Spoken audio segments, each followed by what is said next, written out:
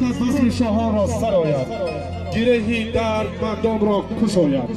غزلخوان بلبل بسیار دیدم، ندیدم بلبل مثل استاد خیرالدین بازار سرایت. مبارک باشد عزیزان. سلامت باشید برنده خشدا. سلامت باشید برنده خشدا. السلام علیکم مهمانان یار و دوستان، تمام خویش تبار اکای اکتم جان، همه شما را به بزم خرسندی شعباز جان خوش آمدید گفته. به همه شما سربلندی آرزومندیم، در امان خدای مهربان باشید. داماد عروس با هم دیگر پیر شوید، در عالم عشق خود جهانگیر شوید، 100 ساله شوید و بعد از آن پیر شوید. هر سال در این خانه دیسه تویی شود، مانندی خواهر جان و شعباز جان چگونه خوشرویی شود. 100 ساله شود و بعد از آن پیر شود. از طرفی هم سیفا و هم کارا یار و دوستا هم قشلاقی و خوشمندیم برای بزرگی اکای اکتم جان و شعباز جان و برادری که در شهر روسیان گفتنیم یک کنسکی بردوامی شهری نو شود. بهترین کنسکا در اینجا برادر نزدیک ما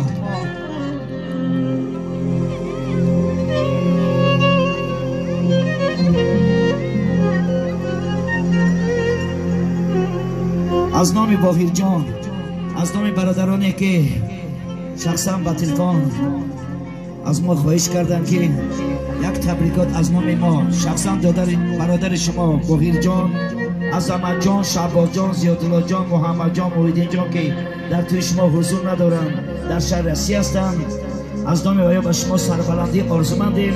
خدا شما را خوشا پیر کنه، همین خانه هم وقت خرسندی باشن.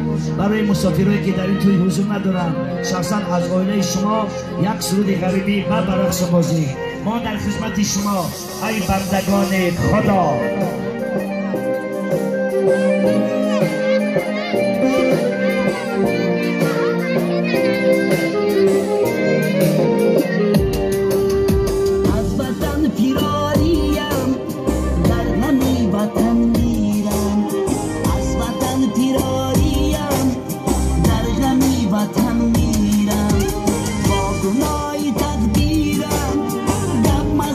مجبورم با گناه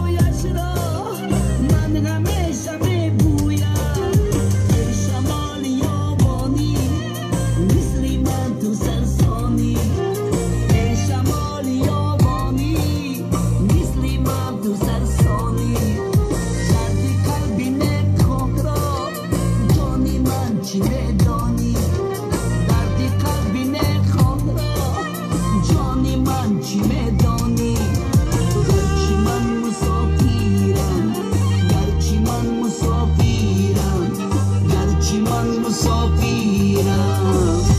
تشکر کلام برای سرود غریبی. بیا برای مسافرای همین دیگه یک قصه بردوامی شهری نام شود. بهترین قصه توی دادرچه ما مبارک شود.